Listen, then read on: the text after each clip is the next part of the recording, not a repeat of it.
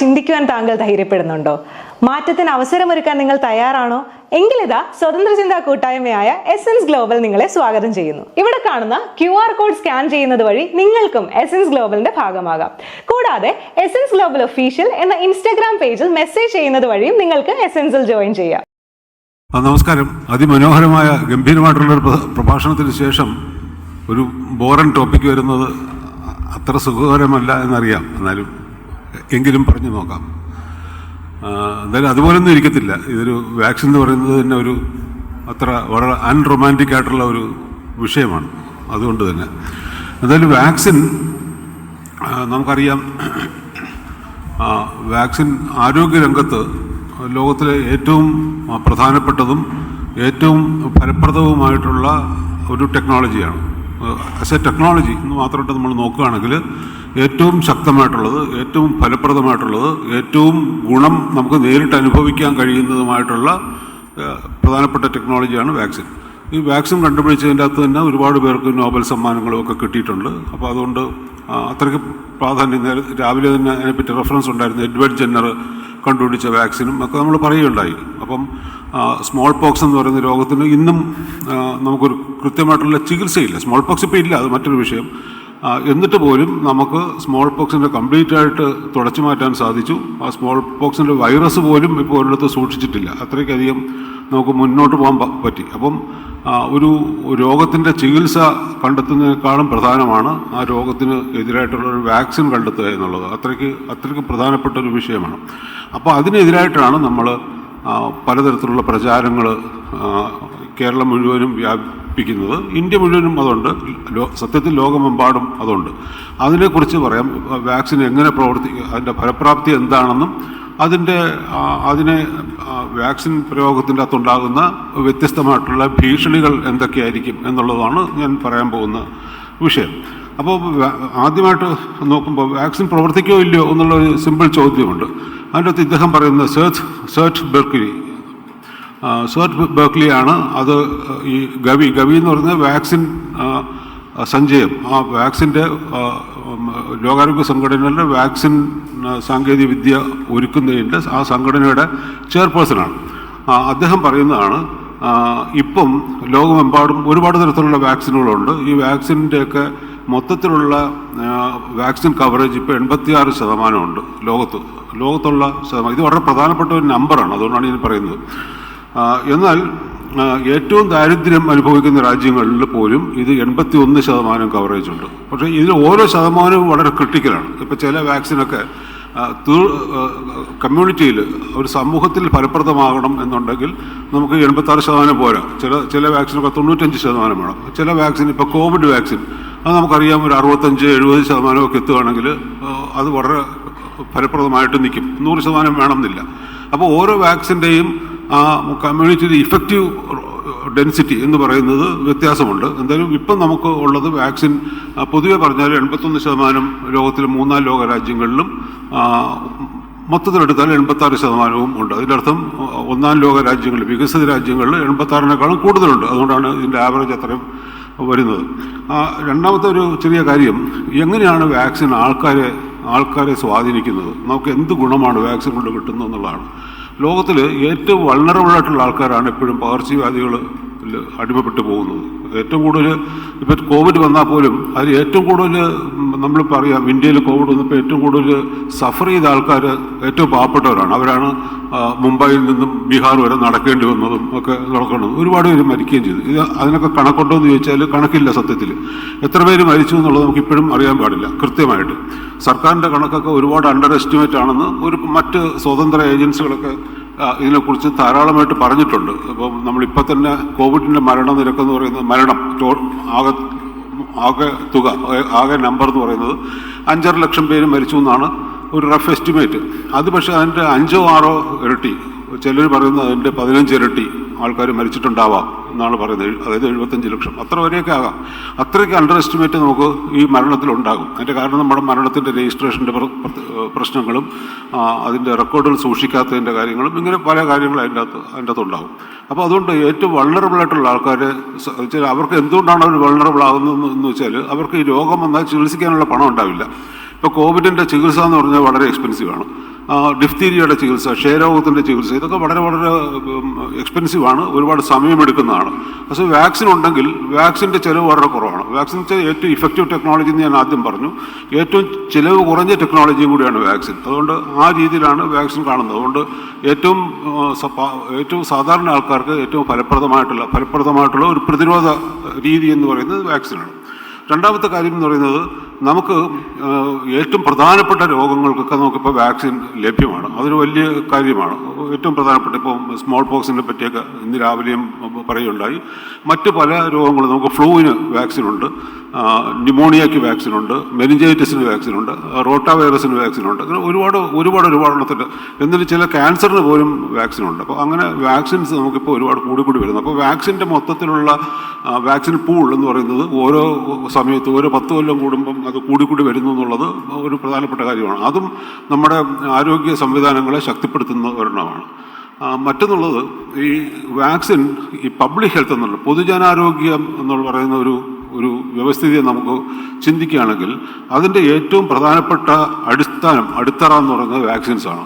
ഒരു നല്ല vaccine coverage ഉള്ള സമൂഹത്തിന് മാത്രമേ നമുക്ക് നന്നായിട്ട് മുമ്പോട്ട് പുരോഗതി കൈവരിക്കാൻ സാധിക്കുകയുള്ളൂ. അത് പ്രധാനപ്പെട്ട കാര്യമാണ്. ഇപ്പോൾ വാക്സിൻ ഇല്ലെങ്കിൽ നമുക്കിപ്പം പല കണക്കുകൾ നോക്കുമ്പോഴത്തേക്ക് ഇപ്പോൾ ഡിഫ്തീരിയ ഇല്ലാതായി. ഇപ്പോൾ ഞാനൊക്കെ പഠിച്ചുകൊണ്ടിരുന്ന സമയത്ത് ഇവിടെ SAT ആശുപത്രിയിൽ ഒരു വാർഡ് തന്നെ മുഴുവനായിട്ട് കുട്ടികളുടെ വയറിളക്കം ചികിത്സിക്കാൻ വേണ്ടി മാത്രം ഒരു വാർഡുണ്ടായിരുന്നു. ഒരു വാർഡ് മുഴുവൻ കുട്ടികളുടെ വയറിളക്കമാണ്. 50-60 കുട്ടികൾ വയറിളക്കമായിട്ട് കിടക്കും. അതിൽ അറ്റ് എനി ടൈം 50, ഒരു മാസമല്ലോ അറ്റ് എനി ടൈം. അതിൽ കുറച്ച് പേര് മരിച്ചു പോകും, കുറച്ച് പേര് രക്ഷപ്പെട്ടു പോകും. അങ്ങനെ ഒരു കാലം ഉണ്ടായിരുന്നു. ഇപ്പം അങ്ങനത്തെ ഒരു വാർഡില്ല ഇവിടെ. ഇപ്പോൾ പഠിച്ചുകൊണ്ടിരിക്കുന്ന ഇവിടെ ആരെങ്കിലും മെഡിക്കൽ വിദ്യാർത്ഥികളുണ്ടെങ്കിൽ അറിയാം, അവർ കണ്ടിട്ടേ ഉണ്ടാവില്ല ഇങ്ങനെ ഒരു അതിതീവ്ര പരിചരണം ആവശ്യമുണ്ടാകുന്ന ഈ ഡയറിയ വാർഡ് എന്ന് പറയുന്നത് കംപ്ലീറ്റ് ആയിട്ട് ഡിസപ്പിയർ ചെയ്തു ലോകത്തുനിന്ന്. അപ്പോൾ അത് ഇന്ന് രാവിലെ CR പറഞ്ഞ മഹാലോബിസിൻ്റെ ORS പൗഡറിൻ്റെ കാര്യവും റോട്ടാ വൈറസിൻ്റെ കാര്യവും ഇങ്ങനെയൊക്കെയുള്ള മൊത്തത്തിലുള്ള നമ്മുടെ സോഷ്യൽ ആയിട്ടുള്ള സാമൂഹ തലത്തിലുള്ള ക്ലെൻലിനെസ്സിൻ്റെ കാര്യം ഇതെല്ലാം കൂടെ ചേർത്താണ് അത് നമുക്ക് കൈവരിക്കാൻ സാധിച്ചത്. അതൊരു വലിയ മുന്നേറ്റമാണ്. അപ്പോൾ അതാണ് ഒരു ആരോഗ്യ പ്രവർത്തനത്തിൻ്റെ കാര്യത്തിൽ അതൊരു അടിസ്ഥാന തത്വം എന്ന് പറയുന്നത് വാക്സിനാണ് എന്നും കൂടെ നമുക്ക് കാണണം. മറ്റൊന്നുള്ളത്, ഈ വാക്സിൻ തന്നെ നമുക്കിപ്പോൾ ഉള്ള ലോകത്തിലെ ഏറ്റവും പ്രധാനപ്പെട്ട ഒരു പ്രശ്നം വെച്ചാൽ, നമുക്കൊക്കെ ഇപ്പോഴും ഇവിടെ ഇരിക്കുന്ന ചെറുപ്പക്കാർ അവർ പ്രായമാകുമ്പോഴത്തേക്ക് കുറച്ചുകൂടെ പ്രായമാകുമ്പം അവർ അഭിമുഖീകരിക്കാൻ പോകുന്ന പ്രശ്നം ആൻറ്റി മൈക്രോബിയൽ റെസിസ്റ്റൻസ് ആണ്. അതായത് ആൻറ്റിബയോട്ടിക്കുകളെ ചെറുത്ത് നിൽക്കാൻ കഴിവുള്ള രോഗാണുക്കൾ നമ്മുടെ ശരീരത്തിലേക്ക് കയറുക. അത് ഇപ്പം തന്നെ വളരെ വ്യാപകമായിട്ട് വന്നിട്ടുണ്ട്. അതിനെ ചെറുക്കാൻ വാക്സിനുകൾക്ക് പറ്റും. എന്താണെന്ന് വെച്ചാൽ 2-3 രീതിയിലാണത്. ഒരു ഉദാഹരണം എടുത്താൽ, നമുക്കൊരു വൈറൽ ഫീവർ വരുന്നു, ഫ്ലൂ വരുന്നു, അല്ലെങ്കിൽ വൈറൽ ടോൺസിലൈറ്റിസ് വരുന്നു. അതിന് ആൻറ്റിബയോട്ടിക്കിൻ്റെ ആവശ്യമില്ല. പക്ഷേ ഒരു സാധാരണ ഗ്രാമത്തിലൊക്കെ പ്രാക്ടീസ് ചെയ്യുന്ന ഡോക്ടർമാർക്ക് ഇത് ആൻറ്റിബയോട്ടിക് വേണ്ട എന്ന് പറഞ്ഞ് വിടാൻ പ്രയാസം ഉണ്ടാകും. അല്ലെങ്കിൽ നാട്ടിൽ പോയിട്ട് ഒരു സെക്കൻഡറി ആയിട്ട് 2ാം തലത്തിൽ ഒരു ബാക്ടീരിയൽ ഇൻഫെക്ഷൻ വന്നാൽ രോഗം സങ്കീർണമാകും. അത് തടയാൻ വേണ്ടി ഒരു ആൻറ്റിബയോട്ടിക് കൊടുക്കും. അപ്പം സത്യം പറഞ്ഞാൽ ഒരു ആൻറ്റിബയോട്ടിക് മിസ്യൂസാണ്. ഇതുണ്ടാവും. പിന്നെ രണ്ടാമത്, ഈ വൈറസിൻ്റെ രോഗം തന്നെ സങ്കീർണമാകുകയാണെങ്കിൽ അപ്പോൾ ആൻറ്റിബയോട്ടിക് സെക്കൻഡറി ഇൻഫെക്ഷൻ വരികയും ആൻറ്റിബയോട്ടിക് കൊടുക്കേണ്ടി വരും. അപ്പോൾ ഈ 2 ഘട്ടങ്ങളിൽ ആൻറ്റിബയോട്ടിക്കിൻ്റെ ഉപയോഗം ശരിയായാലും തെറ്റായാലും ധാരാളമായിട്ട് നടക്കുന്നുണ്ട്. അപ്പോൾ ഇത് നമുക്ക് തടയാൻ പറ്റും. അപ്പോൾ ആൻറ്റിബയോട്ടിക്കിൻ്റെ ഉപയോഗം കുറയ്ക്കാനായിട്ട് നല്ല വാക്സിൻ ഉണ്ടെങ്കിൽ, എനിക്ക് ഫ്ലൂ വരുന്നില്ല, എനിക്ക് ന്യൂമോണിയ വരുന്നില്ല, അമ്മാതിരി എനിക്ക് മെനിഞ്ചൈറ്റിസ് വരുന്നില്ല, ഇങ്ങനെയൊക്കെ ഉണ്ടെങ്കിൽ എൻ്റെ ആൻറ്റിബയോട്ടിക് ഉപയോഗം കുറയും.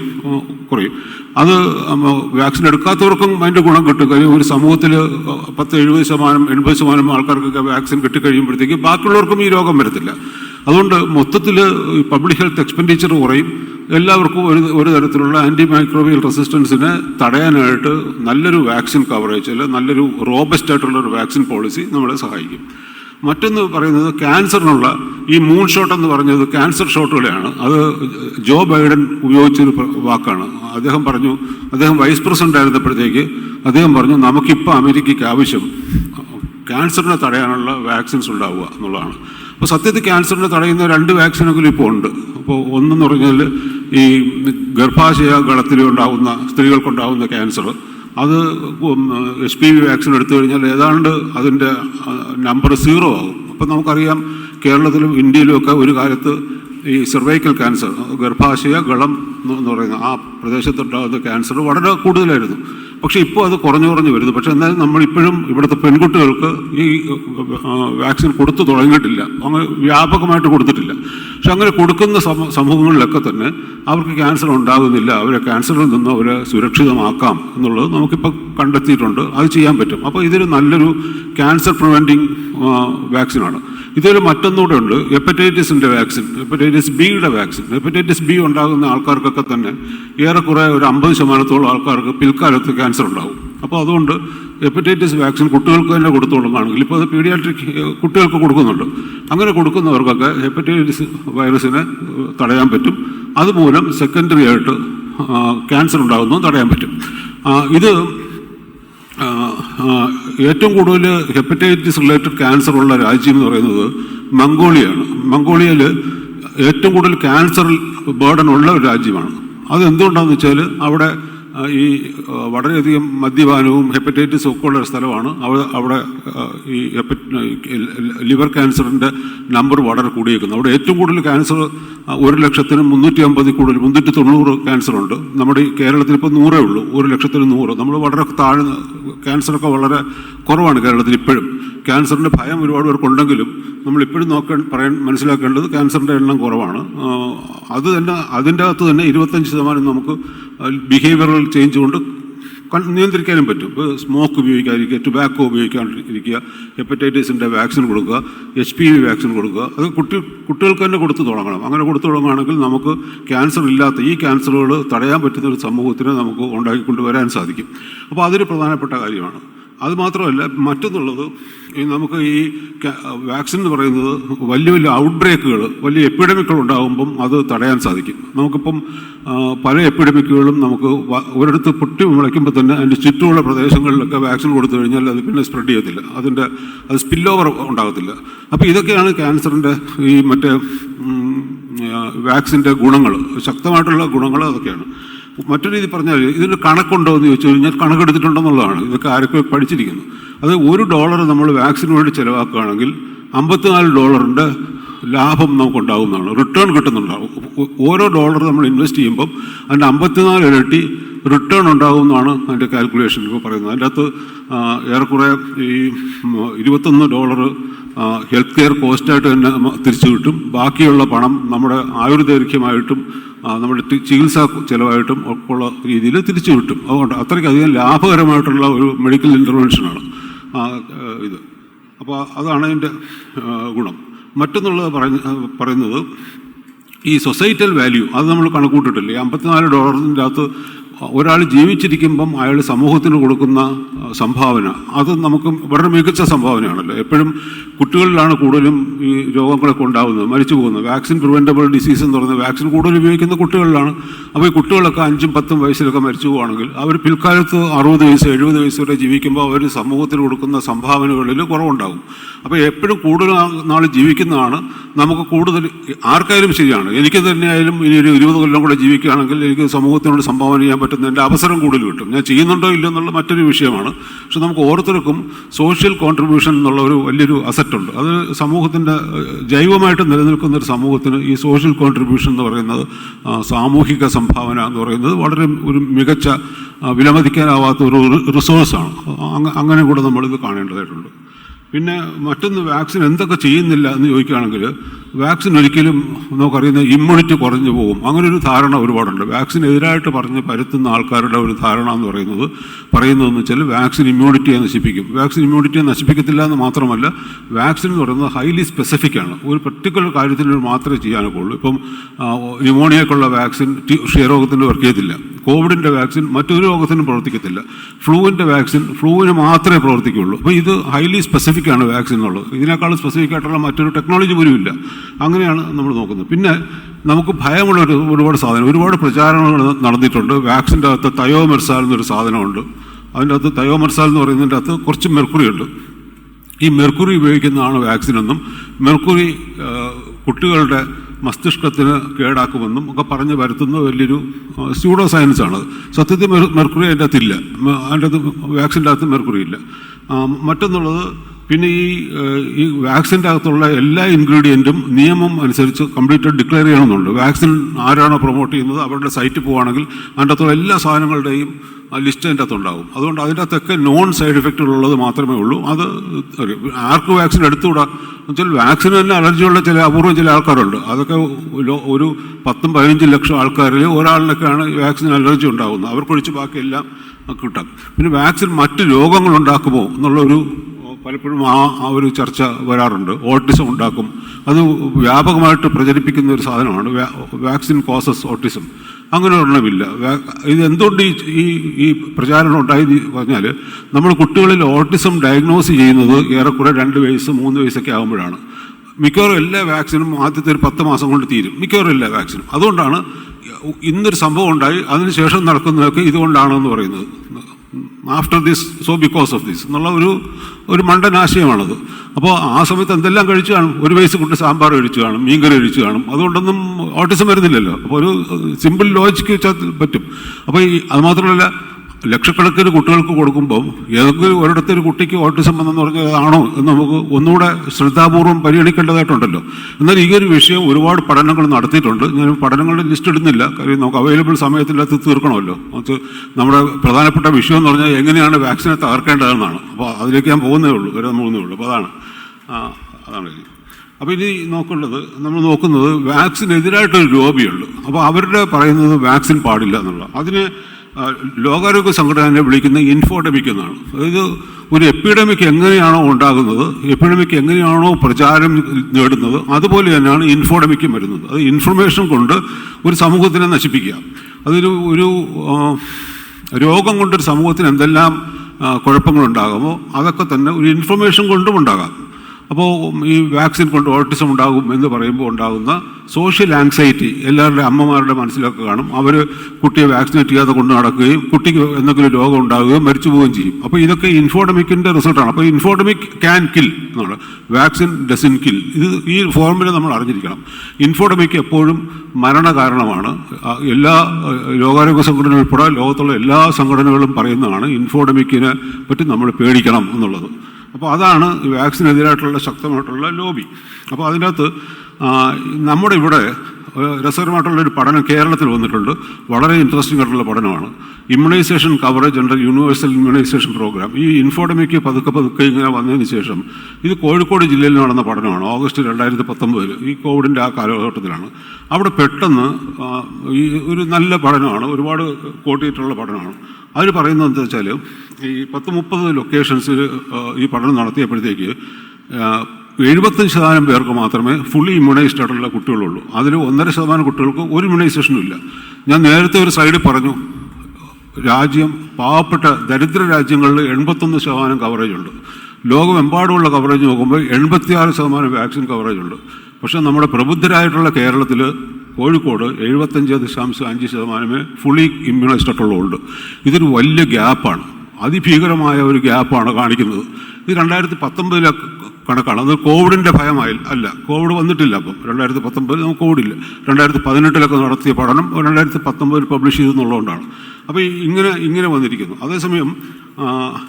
അതേസമയം ഈ ഡ്രോപ്പ് ഔട്ട് റേറ്റ്, ഒരു വാക്സിൻ എടുക്കും പിന്നെ എടുക്കത്തില്ല. അങ്ങനെ വന്നേക്കുന്ന വാക്സിൻ DPT ആണ്. ഏറ്റവും കൂടുതൽ കുഞ്ഞുങ്ങൾക്ക് കൊടുക്കേണ്ട വാക്സിനാണ്.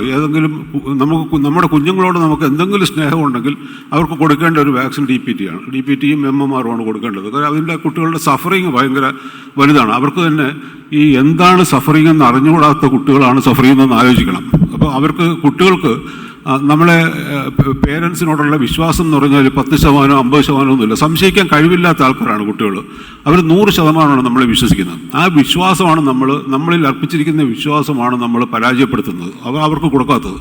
അപ്പോൾ DPTയിൽ ഉണ്ടായിരുന്ന ഡ്രോപ്പ് ഔട്ട് റേറ്റ് നോക്കിയാൽ മീസിൽസ് അത് വളരെയധികം അധികമുണ്ട്. 20% പേര് DPT എന്നൊക്കെ ഡ്രോപ്പ് ഔട്ട് വരുന്നു. അപ്പോൾ ഈ പ്രശ്നം അത് എന്തുകൊണ്ടാണ് ഈ ഫെയില്യൂർ? ഒരു വാക്സിൻ എടുക്കും പിന്നെ എടുക്കത്തില്ല. അതിൻ്റെ ചോദിച്ചപ്പോഴത്തേക്ക് അവർ പറയുകയാണ് ഇതിൻ്റെ ആവശ്യമുണ്ടെന്ന് തോന്നുന്നില്ല, കാര്യം മറ്റു കുട്ടികൾക്കൊന്നും സൂക്കേട് വന്നില്ലല്ലോ എന്ന് പറയും.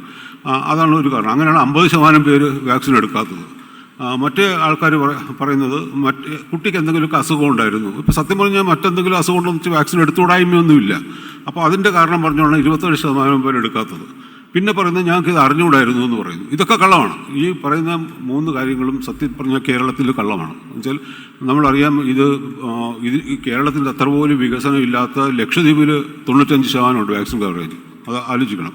അപ്പം അത്രയ്ക്കധികം കവറേജ് ഉള്ളപ്പോഴാണ് കേരളത്തിൽ ഇതുണ്ടാകുന്നത്. അപ്പോൾ സത്യം പറഞ്ഞാൽ ഈ കാരണങ്ങളല്ല, ഇതിൻ്റെ പിന്നിൽ ഒരു ഇൻഫോഡമിക്കിൻ്റെ ഒരു ആൻറ്റി വാക്സിൻ ലോബി, വാക്സിനെ എങ്ങനെ നശിപ്പിക്കാമെന്ന് ചിന്തിക്കുന്ന ഒരു വിഭാഗം ആൾക്കാർ വളരെ ആക്റ്റീവായിട്ട് പ്രവർത്തിക്കുന്നുണ്ട് എന്നുള്ളതാണ് നമ്മളത് ഇതിൻ്റെ പിന്നിൽ മനസ്സിലാക്കേണ്ടത്. വേറൊന്നുള്ളത് വാക്സിൻ ഹെസിറ്റൻസി എന്ന് പറഞ്ഞുണ്ട്, വാക്സിൻ എടുക്കാനുള്ളൊരു മടി. ഇത് പഠിച്ചിട്ടുണ്ട്. ഇതും ഗംഭീരമായിട്ടൊരു പഠനമാണിത്. ഇത് കുറേ ആൾക്കാർ ചേർന്നിട്ട് 10-15 ആൾക്കാർ ഗവേഷകർ ചേർന്നിട്ട് ഉണ്ടാക്കിയതാണ്.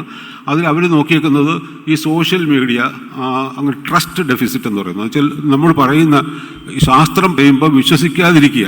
അപ്പോൾ ശാസ്ത്രം പറയുന്നതിന് വിശ്വസിക്കാതിരിക്കുന്നതിൻ്റെ ഒരു ട്രസ്റ്റ് ഡെഫിസിറ്റ് ഇത് പ്രവർത്തിക്കുന്നുണ്ടോ എന്നുള്ള ഒരു നല്ല രസമുള്ളൊരു പഠനമാണ്. ഈ പഠനം കാണിക്കുന്നത് എന്താണെന്ന് വെച്ചാൽ, പഠനത്തിൻ്റെ 1-ാം ഭാഗത്തിൽ പറയുന്നത് NFHS national family health survey. അവർ പറയുന്നത് എന്ന് വെച്ചാൽ കേരളത്തിൽ ഫുള്ളി ഇമ്മ്യൂണൈസ്ഡ് ആയിട്ടുള്ള കുട്ടികളുടെ എണ്ണം എന്ന് പറയുന്നത് 82%. അപ്പോൾ നമ്മൾ വികസിത രാജ്യത്തിൻ്റെ ഗ്ലോബൽ സ്റ്റാൻഡേർഡ് ആയിട്ടില്ല, അത് 86%. ദരിദ്ര രാജ്യങ്ങൾക്ക് 81%. കേരളം അതിൻ്റെ തൊട്ട് മേളിൽ നിൽക്കുന്നുള്ളൂ. ഇത് കേരളത്തിൻ്റെയാണ്, ചില ഭാഗങ്ങളുടെ അല്ല. കേരളം ഒട്ടാകെ നോക്കുമ്പോൾ പോലും അത് കുറവാണ്, 82% ഉള്ളൂ. അതേസമയം മലപ്പുറം ജില്ല എടുക്കുകയാണെങ്കിൽ അത് 70.6 ഉള്ളൂ. അതിഭീകരമായിട്ടുള്ള ഒരു അവസ്ഥയാണത്. അത് മാത്രമല്ല, ഇതിനകത്ത് ഏർബൻ നഗരങ്ങളിലും ഗ്രാമങ്ങളിലുള്ള വേരിയേഷനാണ് കാണിക്കുന്നത്. നഗരങ്ങളിൽ 61% കുട്ടികളെ വാക്സിൻ എടുത്തിട്ടുള്ളൂ. അതേസമയം ഗ്രാമങ്ങളിൽ അത് 80% ഉണ്ട്. ഒന്ന് ആലോചിച്ച് നോക്കുക. നമ്മൾ പുരോഗമിക്കുകയും അതാണ് സോഷ്യൽ മീഡിയയുടെ ഇമ്പാക്റ്റ് കാണിക്കുന്നത്. നഗരങ്ങളിലാണ് സോഷ്യൽ മീഡിയ പെനിട്രേറ്റ് ചെയ്യുന്നത്. ഇപ്പോൾ കേരളത്തിൽ 30% ആൾക്കാർക്ക് സെൽഫോണുണ്ട്. അപ്പോൾ മലപ്പുറം മാതിരിയുള്ള ജില്ലയാണ് കേരളത്തിലെ ഏറ്റവും ആദ്യ സമ്പൂർണ്ണ എന്താ പറയുന്നത് ഡിജിറ്റൽ ലിറ്ററസി ഉള്ള പട്ടണമാണ് മലപ്പുറം. അവിടെയാണ് കുറഞ്ഞേക്കുന്നത്. അപ്പോൾ ഇത് തമ്മിൽ നമ്മൾ ടെക്നോളജി ഉപയോഗിക്കുന്നു, ശാസ്ത്രം ഉപയോഗിക്കുന്നു. ടെക്നോളജി എന്തിനാണ് നമ്മൾ ഉപയോഗിക്കുന്നത് എന്നുള്ള ഒരു വലിയൊരു പത്തോളജിക്കൽ ആയിട്ടുള്ള കാര്യം നമ്മൾ മനസ്സിലാക്കുകയാണ്. ടെക്നോളജി ഉപയോഗിച്ചുകൊണ്ട് നമ്മൾ ശാസ്ത്രത്തിൻ്റെ ശാസ്ത്രവിരുദ്ധതയെ അങ്ങനെ അരക്കിട്ടുറപ്പിച്ചുകൊണ്ടേ ഇരിക്കുന്നു എന്നുള്ള ഒരു വലിയൊരു വിഷയമാണ് നമ്മൾ ഈ പഠനത്തിൽ കാണുന്നത്. അങ്ങനെ കൂടെ നമ്മളിത് മനസ്സിലാക്കേണ്ടതായിട്ടുണ്ട്. ഇതിൻ്റെ പിന്നിലിരിക്കുന്ന പിന്നാമ്പുറങ്ങൾ നമ്മളെ അലോസരപ്പെടുത്തേണ്ടതായിട്ടുണ്ട് എന്നുള്ളതാണ്. മറ്റൊരു വിഷയം എന്ന് പറയുന്നത്, ഈ വാക്സിൻ ഹെസിറ്റൻസി വന്നിട്ട് കുറയുന്നത് ഒരു സർവേ കണ്ടേക്കുന്ന 5 വയസ്സ് താഴെയുള്ള കുട്ടികളിൽ 3,40,000 കുട്ടികളെ പഠിച്ചപ്പോൾ നല്ല സാമ്പിളാണത്. അതിൽ 23,000 കുട്ടികൾക്ക് വാക്സിൻ കിട്ടിയിട്ടില്ല എന്നാണ്. അത് മാത്രമല്ല, 5 വയസ്സ് തൊട്ട് 10 വയസ്സുള്ള കുട്ടികൾ, കുറച്ചുകൂടെ മുതിർന്ന കുട്ടികളിൽ അവർക്ക് 36% പേർക്ക് വാക്സിൻ കിട്ടിയിട്ടില്ല. അതായത് വാക്സിൻ ഹെസിറ്റൻസി ഇപ്പോഴല്ല തുടങ്ങിയേക്കുന്നത്. ഈ 5 വയസ്സുള്ള 10 വയസ്സുള്ള കുട്ടികളെന്ന് പറയുമ്പോൾ അവർക്ക് 1 വയസ്സായപ്പോഴാണല്ലോ കൊടുക്കേണ്ടത്. അതായത് 10 കൊല്ലത്തിന് മുമ്പ് തന്നെ ആൻറ്റി വാക്സിൻ ലോബി പ്രവർത്തിച്ചുകൊണ്ടിരിക്കുന്നു എന്നാണ്. നമ്മൾ അറിഞ്ഞിട്ടില്ല എന്ന് മാത്രമേ ഉള്ളൂ. നമ്മുടെ പത്രങ്ങളൊന്നും കവർ ചെയ്യുന്നില്ല, നമ്മുടെ TV അന്തിച്ചർച്ചകളിലൊന്നും അത് സംസാരിക്കുന്നില്ല. പക്ഷേ ഈ വാക്സിനിൽ നിന്ന് കുട്ടികളെ മാറ്റിക്കൊണ്ടേയിരിക്കുന്ന ഒരു പ്രവർത്തനം കഴിഞ്ഞ 10 കൊല്ലമായിട്ടെങ്കിലും അവിടെ ഉണ്ടായിരുന്നിരിക്കണം. അല്ലെങ്കിൽ നമുക്കറിയാം, നമുക്കിപ്പോൾ കണ്ടുപിടിക്കാൻ പറ്റത്തില്ല. പക്ഷേ അതുകൊണ്ട് ഈ പ്രായത്തിലുള്ള കുട്ടികളിൽ 36% കുട്ടികൾക്ക് ഒരു ഇമ്മ്യൂണൈസേഷൻ കിട്ടുന്നതാണ്. ദേ റിസീവ്ഡ് നോ ഇമ്മ്യൂണൈസേഷൻ എന്നാണ്. അത് അതിഭീകരമായ ട്രാജഡിയാണ് നമ്മൾ കണ്ടുകൊണ്ടിരിക്കുന്നത്. എന്താണ് വാക്സിൻ റെസിസ്റ്റൻസി എന്നുള്ളത് കുറച്ച് കോംപ്ലിക്കേറ്റഡ് ആണ്. അത് ഞാൻ അതിലേക്ക് പോകുന്നില്ല. അത് സത്യം പറഞ്ഞാൽ അത് നമ്മൾ പഠിച്ചിട്ടുണ്ടോ എന്നുള്ളതാണ്. ഞാൻ പറഞ്ഞുള്ള പലതിനും തെളിവുണ്ടോ എന്നൊക്കെ ആൾക്കാർ ചോദിക്കുമ്പം ഇതൊരു കോംപ്ലിക്കേറ്റഡ് ഡയഗ്രമാണ്. അപ്പോൾ നമ്മൾ മനസ്സിലാക്കേണ്ടതെന്ന് വെച്ചാൽ ഈ വാക്സിൻ റെസിസ്റ്റൻസി എവിടെ നിന്ന് തുടങ്ങി, സോഷ്യൽ മീഡിയ എങ്ങനെ തുടങ്ങുന്നു, എങ്ങനെ സ്വാധീനിക്കുന്നു, എങ്ങനെയാണ് ആൾക്കാർ ഒരാൾ വേറൊരാളിനെ സ്വാധീനിക്കുന്നത്, അതെങ്ങനെയാണ് അതിനെതിരായിട്ട് പറയാൻ പറ്റാത്ത കുഞ്ഞുങ്ങളിൽ അത് അവരോധിക്കപ്പെടുന്നത് എന്നുള്ള ആ ഒരു മെക്കാനിസം പറയുന്ന ഒരു സ്ലൈഡാണിത്. അപ്പോൾ അതിൻ്റെ അർത്ഥം വാക്സിൻ റെസിസ്റ്റൻസിയുടെ ഏത് തൊട്ട് ഇസഡ് വരെയുള്ള കാര്യങ്ങൾ നമുക്കിപ്പോൾ അറിയാം, സത്യത്തിൽ പഠിക്കപ്പെട്ടിട്ടുണ്ടോ എന്നുള്ള ഒരു കാര്യമാണ് ഞാൻ പറയുന്നത്. ഇത് തുടങ്ങുന്നത് കൂടുതലും സോഷ്യൽ മീഡിയയാണ്. ഇതൊന്ന് ശ്രദ്ധിച്ച് നോക്കുകയാണെങ്കിൽ നമുക്ക് മനസ്സിലാകും. ഈ സോഷ്യൽ മീഡിയയിലെ ക്യാമ്പയിൻ തുടങ്ങുന്നത് എപ്പോഴും നമ്മുടെ ഒരു ചെറിയ ഗ്രൂപ്പിൽ നിന്നായിരിക്കും. ഒരു 10-15 പേരുള്ള സോഷ്യൽ ഗ്രൂപ്പിൽ ആരെങ്കിലും ഒരാൾ സയൻസ് ആണെന്ന് തോന്നുന്ന മട്ടിൽ ഒരു പോസ്റ്റ് ഇടും. അതിൻ്റെ അത് ഒരു കുട്ടിക്ക് DPT കൊടുത്തിട്ട് 2 ദിവസം കഴിഞ്ഞ് പനി കൊണ്ട് വന്നിട്ട് ആശുപത്രിയിൽ അഡ്മിറ്റ് ചെയ്ത് കഴിഞ്ഞിട്ട് അടുത്ത ദിവസം ICU മാറ്റി. അതിൻ്റെ അടുത്ത ദിവസം കുട്ടി മരിച്ചുപോയി. ഇങ്ങനെ ഒരു കഥയിടും. ഈ കഥയിൽ ക്രിട്ടിക്കലായിട്ടുള്ള കാര്യങ്ങൾ കാണത്തില്ല. ഏത് കുട്ടിയാണെന്നോ, കുട്ടിയുടെ പേരൻസ് എവിടെയാണെന്നോ, ഏത് ആശുപത്രിയിലാണെന്നോ, ആരാണ് മരിച്ചതെന്നോ, കുട്ടിയുടെ അച്ഛനമ്മമാരാരാണെന്നോ, എന്തൊക്കെ മരുന്ന് കൊടുത്തെന്നോ, ഏതൊക്കെ ഡോക്ടർമാർ ചികിത്സിച്ചെന്നോ, എന്ത് തെളിവുണ്ടെന്നോ അതിൽ കാണത്തില്ല. ഇങ്ങനത്തെ ഒരു അമ്മൂമ്മ കഥ മാതിരി ഒരു കഥ അടിച്ചു പരത്തും. ഇത് നിർദോഷമായിട്ടാണ് ഈ കഥ ഉണ്ടാക്കുന്ന ആൾ ഒന്നും മനഃപൂർവ്വമായിട്ടൊന്നും ചെയ്ത് കാണത്തില്ല. പക്ഷേ ഇതവിടെ കിടന്നിട്ട് ഇത് ഏതെങ്കിലും ഒരാൾ അടുത്ത ഘട്ടത്തിലേക്ക് ഇത് ഒരാൾ കണ്ട് അതിൽ രസം തോന്നി അയാളുടെ എല്ലാ ഗ്രൂപ്പിലേക്കും അത് അയച്ചു കൊടുക്കും. അവർ വേറെ ഗ്രൂപ്പിലേക്ക് അയക്കും. അങ്ങനെ കത്തിക്കൊണ്ട് ഇത് പ്രചരിക്കുന്നത് കോവിഡ് എങ്ങനെയാണോ പ്രചരിച്ചത് അതേ സ്പീഡിൽ തന്നെയാണെന്നാണ് പറയുന്നത്. അതായത് ഒരു എപ്പിഡമിക് സ്പ്രെഡ് ചെയ്യുന്നതിൻ്റെ 6 നോട്ട് നിങ്ങളൊക്കെ ഓർമ്മ കാണും. കോവിഡ് വന്നപ്പോഴത്തേക്ക് എല്ലാവരും സംസാരിച്ചാണ്, TV ചർച്ചയിലൊക്കെ വന്നാണ് 6 നോട്ട് എന്ന് പറയുന്നത്. അതായത് ഒരു ആളിൻ്റെ എൻ്റെ ശരീരത്തിൽ നിന്ന് കോവിഡ് സാധാരണ എത്ര പേർക്കും കൂടെ പകരും എന്ന് കണ്ടുപിടിക്കുന്ന ഒരു നമ്പറാണ് 6 നോട്ട് എന്ന് പറയുന്നത്. 6 നോട്ട് 3 ആണെങ്കിൽ എൻ്റെ കയ്യിൽ നിന്ന് 3 പേർക്കും കൂടെ പകരാനുള്ള സാധ്യതയുണ്ട്. 6 നോട്ട് കൂടുന്തോറും അത് എപ്പിഡമിക് പൊട്ടൻഷ്യൽ കൂടി വരും. 6 നോട്ട് കുറഞ്ഞ് 1ൻ്റെ താഴെ എത്തുമ്പോഴത്തേക്ക് അത് എപ്പിഡമിക് അല്ലാതാവും, നിയന്ത്രിക്കാൻ പറ്റും. ഇതാണ് എൻ്റെ ഒരു കണക്ക്. ഇതേ മെത്തേഡിലാണ് ഇത് സ്പ്രെഡ് ചെയ്യുന്നത്. അപ്പോൾ അതുകൊണ്ട് നമ്മൾ സോഷ്യൽ മീഡിയയെ നമ്മൾ വളരെ ശ്രദ്ധിക്കണം. സോഷ്യൽ മീഡിയയിൽ ഇങ്ങനെയൊക്കെ വരുമ്പോഴത്തേക്കും നമ്മൾ സ്വയം ഈ ചോദ്യം ചോദിക്കണം: ആര്, എപ്പോൾ, എവിടെ, എങ്ങനെ, എന്തുണ്ടായി എന്നുള്ള കണക്കുകൾ നമ്മൾ ചോദിക്കണം. മറ്റു രീതിയിൽ പറഞ്ഞാൽ നമ്മളെല്ലാവരും ക്വാണ്ടിഫൈഡ് ആയിട്ട് ചിന്തിക്കാൻ പറ്റണം. ഒരു കണക്ക് വെച്ച് നമുക്ക് ചിന്തിക്കാൻ പറ്റണം. എന്തെങ്കിലുമൊക്കെ ഒരു കണക്ക് വേണം. കണക്ക് തെറ്റായിക്കോട്ടെ, ഒരു തെറ്റായ കണക്ക് നമുക്ക് ശരിയാക്കാൻ പറ്റും. ഇല്ലാത്ത കണക്ക് ഒരിക്കലും ഇമ്പ്രൂവ് ചെയ്യാൻ പറ്റത്തില്ല. അതൊരു വാക്സിനെ സംബന്ധിച്ചിടത്തോളം സത്യമായിട്ടുള്ള കാര്യമാണ്. മറ്റൊന്നുള്ളത് നമ്മുടെ മീഡിയകൾ എടുക്കുന്ന ചിന്തയാണ്. ഇത് മീഡിയയുടെ ഒരു പോസ്റ്റാണ്. ഇത് ഈ ചിത്രത്തിൽ കാണുന്നത്, എൻ്റെ മറ്റേറ്റത്ത് കാണുന്നത് ഒരാൾ പാമ്പ് പിടിച്ചുകൊണ്ടിരിക്കുന്നതാണ്. നമ്മുടെ വാവാ സുരേഷാണ്. വാവാ സുരേഷ് കോട്ടയത്ത് വെച്ച് ഒരു മൂർഖനെ പിടിച്ചു. അതിനുശേഷം അദ്ദേഹം എല്ലാവരെയും കാണിച്ചിട്ട് പറഞ്ഞു ഇത് മൂർഖനാണ്, ഇതിന് ഇത്ര വയസ്സ് പ്രായമുണ്ടെന്നൊക്കെ പറഞ്ഞുകൊണ്ടിരുന്നപ്പോഴത്തേക്ക് ആളെ കൊത്തി ഉടനെ വാവാ സുരേഷ് പറഞ്ഞത് എല്ലാവരും കൂടെ എന്നെ പെട്ടെന്ന് അടുത്തുള്ള മോഡേൺ മെഡിസിൻ ആശുപത്രിയിലേക്ക് കൊണ്ടുപോകൂ എന്ന് പറഞ്ഞു. അപ്പോൾ തന്നെ ഒരു ആംബുലൻസ് വിളിച്ചു. ആംബുലൻസിൽ വാവാ സുരേഷിനെ അടുത്തൊരു പ്രൈവറ്റ് ഹോസ്പിറ്റലിൽ കൊണ്ടുപോയി. അപ്പോഴത്തേക്ക് നമ്മുടെ ഗവൺമെൻറ്റൊക്കെ എടുത്ത് മിനിസ്റ്റർ വാസവൻ അതിൽ ടേക്കപ്പ് ചെയ്തു. അദ്ദേഹം കോട്ടയം മെഡിക്കൽ കോളേജിൽ പ്രത്യേക സജ്ജീകരണങ്ങൾ ഒരുക്കി വാവാ സുരേഷിനെ അവിടുത്തെ ICUവിൽ അഡ്മിറ്റ് ചെയ്തു. ഒരു 10-12 ദിവസം കഴിഞ്ഞപ്പോൾ ആദ്യമൊക്കെ ക്രിട്ടിക്കലായിരുന്നു. അതിനുശേഷം പതുക്കെ അയാൾ പുറത്ത് വന്നു. അയാൾ കംപ്ലീറ്റ് ആയിട്ട് നേരെയായി. അദ്ദേഹം രക്ഷപ്പെട്ടപ്പോഴത്തേക്ക് നമ്മുടെ മീഡിയ റിപ്പോർട്ട് ചെയ്തുകൊണ്ടോ പ്രാർത്ഥന ഫലിച്ചു. അയാളെ കൊണ്ടുപോയ ആംബുലൻസോ ചികിത്സിച്ച ആശുപത്രിയോ അതിനുവേണ്ടി താല്പര്യമെടുത്ത മന്ത്രിയോ മെഡിക്കൽ കോളേജോ ഡോക്ടർമാരോ നഴ്സുമാരോ ആരും ഒന്നും ചെയ്തില്ല. പ്രാർത്ഥന ഫലിച്ചു. ഇത് സാധാരണ മീഡിയ ഒന്നുമല്ല പറഞ്ഞേക്കുന്നത്. മീഡിയയുടെ പേര് ഞാൻ പറയുന്നില്ല, എല്ലാവർക്കും വായിക്കാം, വേണമെങ്കിൽ തൊട്ട് കാണിക്കാമെന്നുള്ള രീതിയിലാണ് ഇരിക്കുന്നത്. അത്രയും ഇതാണ് മീഡിയയുടെ സ്റ്റാൻഡേർഡ്. അപ്പം ഏത് മീഡിയ വഴി വാക്സിൻ ഹെസിറ്റൻസി, വാക്സിനെ നശിപ്പിക്കുന്നതിൻ്റെ അകത്ത് മീഡിയയ്ക്കൊരു വലിയ പങ്കുണ്ട്. മീഡിയ ഈ രീതിയിലാണ് പ്രവർത്തിക്കുന്നത്. അപ്പം നമ്മൾ എല്ലാവരും കൂടെ മീഡിയക്കെതിരായിട്ടുള്ള ഒരു മുന്നേറ്റം നമ്മൾ ഉണ്ടാക്കണം. ഇപ്പോൾ വളരെ അത്യാവശ്യമുള്ള മുന്നേറ്റം വാക്സിനെ പറ്റി കള്ളം പറയുന്നവർക്കെതിരായിട്ട് മാത്രമല്ല, വാക്സിനെ പറ്റിയുള്ള കള്ളത്തരങ്ങൾ നാടുനീളെ പറഞ്ഞ് പാവപ്പെട്ടവരെ പറ്റിക്കുന്ന അശാസ്ത്രീയമായിട്ടുള്ള വിദ്യാഭ്യാസമില്ലാത്ത ഈ മീഡിയകളെ നമ്മൾ നിലയ്ക്ക് നിർത്താനായിട്ട് നമ്മൾ അതിനുവേണ്ടി ഒരു മുന്നേറ്റം നടക്കേണ്ട വളരെ അത്യാവശ്യമുള്ളൊരു കാലത്താണ് നമ്മൾ ജീവിക്കുന്നത്. അത് കാണിക്കാൻ വേണ്ടിയാണ് ഈ സ്ലൈഡ് ഞാൻ എടുത്തിട്ടേക്കുന്നത്. മറ്റൊന്നുള്ളത് കോവിഡിൻ്റെ വാക്സിൻ്റെ ഏറ്റവും വലിയ ഇത് പറയുന്നത്, കോവിഡിനെ പറ്റി പറയുന്നത്, കോവിഡ് വാക്സിൻ 185 രാജ്യങ്ങളിൽ കോവിഡ് വാക്സിൻ കൊടുക്കുകയുണ്ടായി. അപ്പോൾ സത്യം പറഞ്ഞാൽ 2 കോടി മരണം തടയാൻ പറ്റി കോവിഡിൻ്റെ.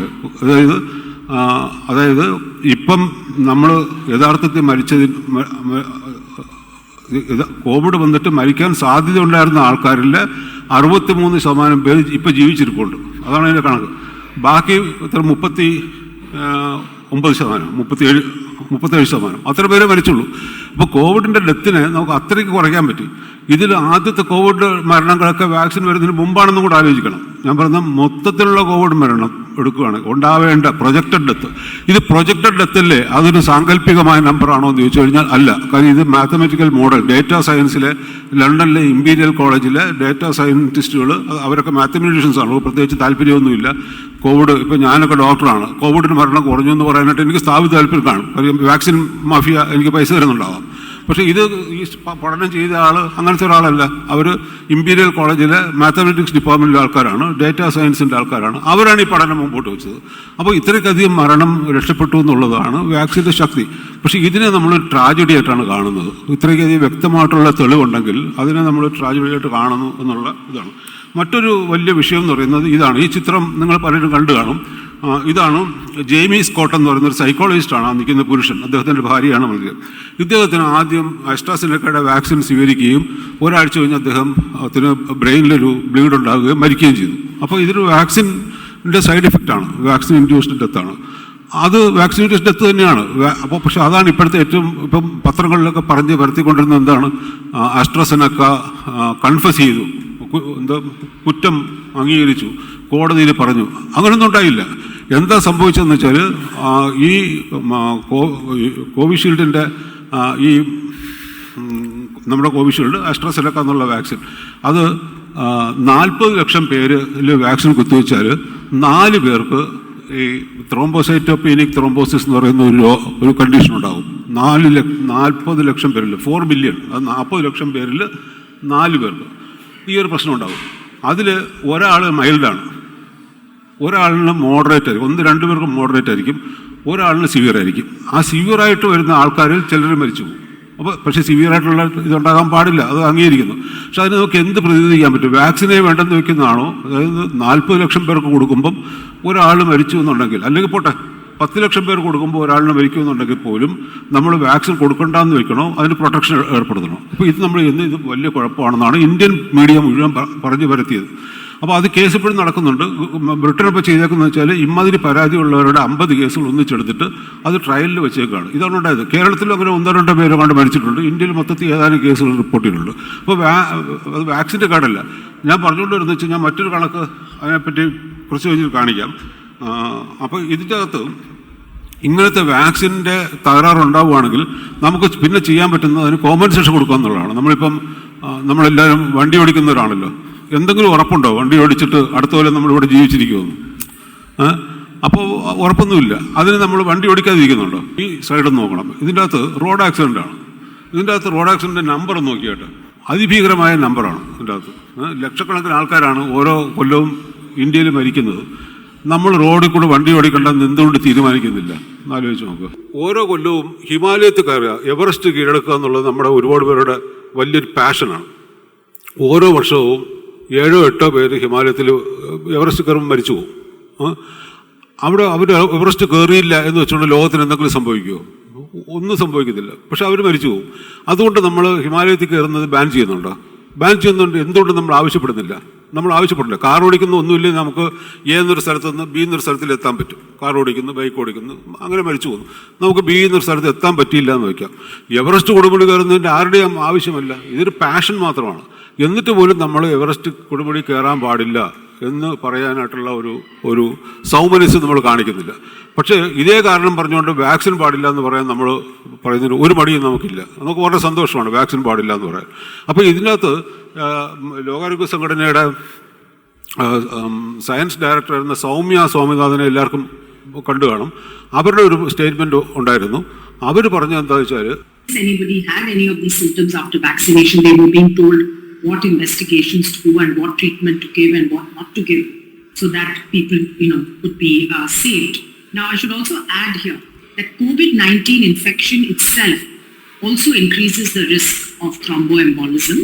And in fact, the risk of getting these thrombotic episodes or coagulation disorders or blood clots in common language is much, much higher after a natural COVID infection, especially if you've had severe COVID, than it is after a vaccine. So a lot of people get fixated on.